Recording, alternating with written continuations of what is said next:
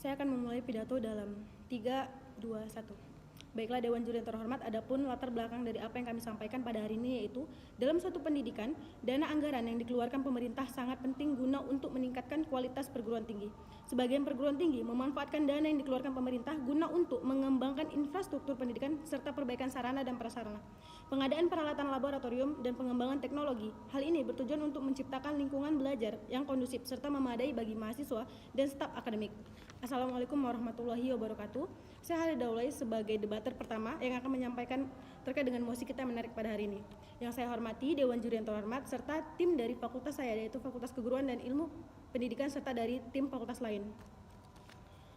Baiklah Dewan Juri yang terhormat, dalam bidang pendidikan tertuang dalam pasal 31 ayat 4 Undang-Undang tahun 1945 Amandemen keempat mengamanatkan bahwa negara memprioritaskan anggaran pendidikan sekurang-kurangnya 20% dari APBN serta APBD untuk memenuhi penyelenggaraan pendidikan nasional. Dewan Juri yang terhormat, dalam hal pemerintah terus berkomitmen untuk menjaga anggaran pendidikan sebesar 20% dari anggaran belanja negara dalam APBN tahun 2023. Di sini tadi dari tim pemerintah pembuka menetapkan bahwa tidak ada penyesuaian terhadap anggaran pengeluaran pemerintah termasuk belanja dan subsidi. Nah, padahalnya di sini pemerintah sudah menetapkan anggaran belanja 20% untuk ke pendidikan, baik itu pendidikan perguruan tinggi. Dewan Juri yang terhormat, dalam hal ini pemerintah akan memberikan pendanaan dan subsidi secara merata terhadap prodi-prodi di perguruan tinggi tanpa membedakan antara prodi dengan setara serapan kerja tinggi terhadap prodi lain. Nah, adapun tujuan dari apa yang kami sampaikan pada hari ini yang ada 2 poin. Poin pertama yaitu adanya kesetaraan peluang. Setiap program studi memiliki nilai dan kepentingan. Di sini kami menetapkan bahwa tidak adanya perbedaan antara prodi yang lain dengan prodi satu dengan prodi yang lain. Tidak ada perbedaan antara prodi dengan serapan kerja yang tinggi maupun prodi dengan tidak adanya serapan kerja yang tinggi. Setiap prodi berhak untuk mendapatkan pendanaan dari pemerintah. Adanya kesetaraan peluang ini penting bagi setiap perguruan tinggi karena setiap prodi pasti memiliki kepentingan guna untuk memanfaatkan dana yang diberikan oleh pemerintah. Lalu poin yang kedua yaitu inovasi dan kemajuan. Tidak ada satupun program studi yang dikatakan lebih penting daripada program studi lain secara mutlak, karena pada hakikatnya setiap prodi pasti memiliki kepentingannya masing-masing. Setiap program studi memiliki potensi untuk memberikan inovasi dan kontribusi yang akan signifikan. Nah, adapun Dewan Juri terhormat, di sini ada beberapa mekanisme yang akan kami sampaikan. Pertama yaitu pentingnya kesetaraan antara program studi satu dengan program studi yang lain. Tidak adanya perbedaan antara program studi yang memiliki serapan kerja tinggi dan program studi yang dianggap tidak memiliki serapan kerja tinggi. Di sini debater kedua saya akan menjelaskan secara dalam tentang contoh pentingnya pendanaan terhadap setiap program studi. Terima kasih.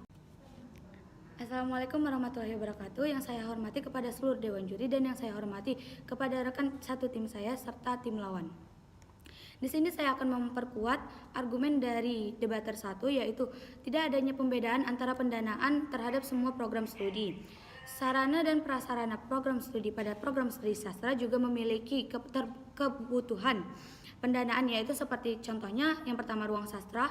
Ruang sastra membutuhkan meja, kursi, papan tulis, proyektor, atau alat presentasi untuk mendukung pembelajaran. Yang kedua perpustakaan, koleksi buku dan jurnal yang mengenai sastra, kritik sastra, sejarah sastra, dan bidang terkait lainnya yang berkaitan dengan sastra dan memiliki akses digital dan e-book mempermudah akses terhadap sumber daya elektronik. Yang ketiga, laboratorium bahasa. Peralatan seperti auditorium dan teknologi komputer untuk membantu mahasiswa dalam mempelajari bahasa asing dan menganalisis teks sastra. Yang keempat, diskusi atau seminar. Peralatan presentasi untuk diskusi atau seminar tentu diperlukan seperti proyektor, layar, dan audio perangkat. Yang kelima, media digital. Dibutuhkannya media digital untuk mengelola kata dan perangkat lunak analisis teks. Yang keenam, ruang baca. Di situ dibutuhkan meja, kursi, buku tulis, dan juga jurnal yang relevan terhadap sastra. Yang ketujuh, studio teater. Studio teater tentu membutuhkan panggung, pencahayaan, dan juga sistem suara. Yang kedelapan, aula dan auditorium. Ketika mengadakan suatu seminar atau kuliah umum, tentu tempat untuk menampung banyaknya orang melibatkan aula dan auditorium. Yang ke-9, tempat penelitian. Bagi mahasiswa yang ingin melakukan penelitian seperti jurnal maupun karya sastra, tentu membutuhkan ruang untuk melakukan penelitian tersebut. Yang ke-10, fasilitas olahraga dan relaksasi. Artinya memberikan ruang untuk relaksasi bagi mahasiswa sastra setelah jam kuliah untuk mengembangkan diri mahasiswa sastra tersebut. Dalam hal prodi filsafat atau program studi filsafat juga membutuhkan sarana dan prasarana. Dan prasarana dan serta sarana tersebut juga membutuhkan pembiayaan. Contoh dari sarana dan prasarananya yaitu seperti pertama buku filsafat, buku-buku pengantar dan juga buku-buku pengantar hingga buku klasik juga diperlukan pada sarana filsafat. Yang kedua, jurnal akademik, yaitu untuk memperdalam atau mengetahui perkembangan terbaru terhadap bidang filsafat tersebut. Yang ketiga, diskusi kelompok, artinya menganalisis argumen dan mempertanyakan serta memperdalam pemahaman terhadap filsafat tersebut dibutuhkan untuk diskusi kelompok, membutuhkan ruang, bangku, dan juga seperti contohnya alat-alat pembantu pembelajaran seperti ATK. Sekian, Assalamualaikum warahmatullahi wabarakatuh.